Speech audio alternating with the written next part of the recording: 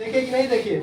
और ज्वालामुखी के अंतर्गत आप लोग ये देखिए कि पृथ्वी के नीचे जो होती है, पृथ्वी के नीचे क्या है, पत्थर है, पहाड़ है, वो अत्यधिक गर्मी पड़ने की वजह से वो क्या बन गया, पिघल गया। अत्यधिक टेम्परेचर की वजह से वो पिघल करके मैग्मा का रूप धारण कर लिया और मैग्मा पृथ्वी के उस छिद्र से, विस्फोटक छिद्र से बाहर निकला, जिसको हम लोग लावा बोले। जिसको क्या बोले, लावा बोले। बोले कि नहीं बोले।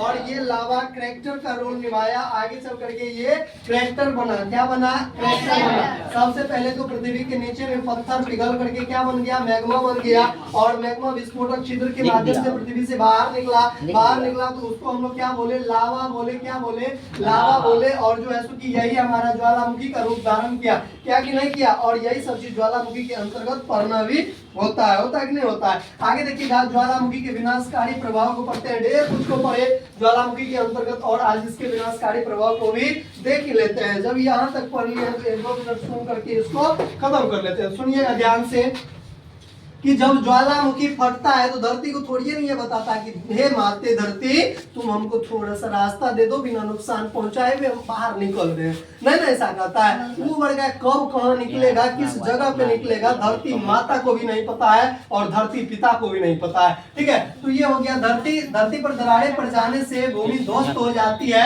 और जैसे कि जान माल की क्षति होती है। और देखिएगा, जब ज्वालामुखी विस्फोट होता है तो क्या होता है, धरती को आराम से फाड़ देता है। चाहे वो नगर हो, महानगर हो, गांव हो, समुद्र हो, कुछ भी क्यों नहीं हो, वो उसको पार करके क्या हो जाती है, निकल जाने का काम करती है। और भूमि को क्या कर देती है, ध्वस्त कर देती है। सबसे पहले तो ये भूमि को बर्बाद करने का काम करती है और भूमि को पूरे बर्बाद कर देती है। पृथ्वी से जो ज्वालामुखी निकलेगा तो भूमि को बर्बाद करेगा कि नहीं करेगा, भूमि को बर्बाद करेगा। ठीक है, अब ये कोई प्रैक्टिकल नहीं है जो हम लोग प्रैक्टिकल करके देख लेंगे। सुनिएगा ध्यान से। कहता है कि अकस्मात उत्पन्न होने वाला ये लावा बस्तियों या नगरों को दबा करके नष्ट कर देता है। ये आकस्मिक आता है, या चाहे वो नगर में आ जाए, गांव में आ जाए, मेरे घर के पास आ जाए, कहीं भी आ जाए, जब भी आता है बिना बताए आ जाता है। ये भी जो भी आता है, आपदा जो भी आती है, किसी को बता करके नहीं आता है, वो ऑलरेडी आ जाता है। ठीक है, अब देखो इटली का नाम सुने हैं, इटली का नाम सुना है।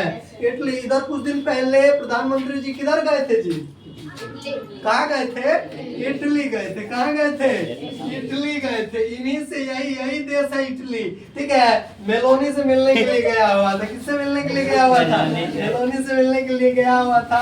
और उसको कौन टॉफी गिफ्ट किया था, मेलोनी टॉफी गिफ्ट किए हुए थे। और यही इटली के प्रधानमंत्री, अभी जो है महिला प्रधानमंत्री है, जिसका नाम है मेलोनी। ठीक है, मेलोनी को मेलोनी टॉफी गिफ्ट किए थे हमारे देश के यशस्वी प्रधानमंत्री मोदी जी। ठीक है, तो इटली के 2 प्राचीन नगर इसी प्रकार से क्या हो गए थे, नष्ट हो गए थे। किस प्रकार से, जब ज्वालामुखी फूटा तो इटली का 2 नगर खत्म। क्या हो गया था, खत्म। ये खुशी वाली बात नहीं है, ये बहुत दुख का पल है कि इटली के 2 महानगर ऐसी आपदाओं से क्या हो गया था, मतलब कि जो है सो कि नष्ट हो गया, खत्म हो गया था। अब देखो, जब ज्वालामुखी आती है, जब ज्वालामुखी पृथ्वी पे निकलेगा, थोड़ी है कि घड़े को एक आदमी को लेके जाएगा, हजारों करोड़ों अरबों उस एरिया में रहने वाले एक चीज को नष्ट कर देने का काम करता है। चाहे वो सड़क हो, रेल मार्ग हो, नदी हो, कुछ को नहीं समझता है, कुछ नहीं बुझता है। जब ज्वालामुखी आता है तो जो भी है इस पृथ्वी के ऊपर, ये सभी को क्या कर देता है, तबाह कर देता है, बर्बाद कर देता है, ध्वस्त कर देता है, नष्ट कर देता है। ठीक है, इससे निकलने वाली विषैली गैस से जानलेवा होती है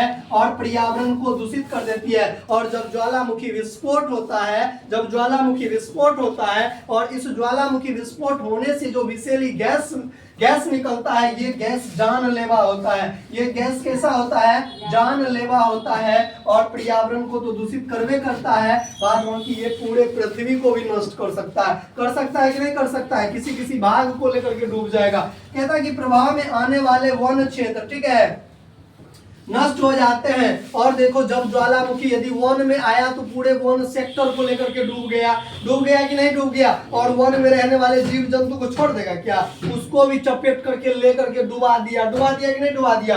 सब उनिया के चुनिया के नष्ट होकर के ये मर जाता है कि नहीं मर जाता है। ज्वालामुखी विस्फोट अपने आसपास के क्षेत्रों में हजारों लोगों की मौत के घाट उतार चुका है। अभी तक हम लोगों ने जो देखा है, हम लोग तो कभी नहीं देखे हैं ज्वालामुखी को विस्फोट होते हुए, लेकिन ज्वालामुखी जो विस्फोट होता है इनसे हजारों लोग, करोड़ों लोग, ये मीडिया वाले झूठ बोलते हैं। क्या बोलते हैं? झूठ बोलते हैं। सच बोलने की ताकत कहाँ है? सच को हम लोग बोलते हैं, सच को हम लोग देखते हैं। देखते ही नहीं देखते हैं। और जब मान के चलो ज्वालामुखी आता है या किसी भी क्षेत्र में आता है तो क्या हजारों लोग मरेगा?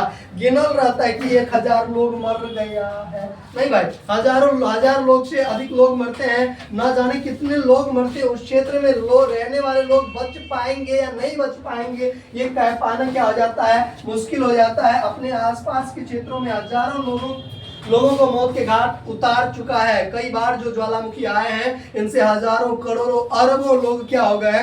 घायल होकर के मर गए हैं। इससे होने वाले मानव संहार को देखते हुए इसे घोर आपदा की श्रेणी में रखा गया है। और आपदा में हम लोग भूकंप को पढ़ते हैं, सुनामी को पढ़ते हैं। ज्वालामुखी आता है खतरनाक वाला सेक्टर के अंतर्गत, आता है कि नहीं आता है? ये हमारा रहा ज्वालामुखी के विनाशकारी प्रभाव, जिसको हम लोगों ने पूरे डीप में पढ़ने का काम किया और समझने का काम किया। बताइए कि रजनी सर कैसा पढ़ाते हैं? समझ में आया आप लोगों को? जितने भी पॉइंट बताए सब दिमाग में नोट आउट हो गया कि नहीं हो गया? बहुत बढ़िया तरीका से। और साइड से जो लड़की लोग सुन रही है शायद उनको भी दिमाग में सेटल्ड हो गया कि नहीं हो गया? ये रहा हमारा ज्वालामुखी के सेक्टर। Thank you. जय हिंद, जय भारत। मिलते हैं अगले क्लास में। अच्छा लगा क्लास?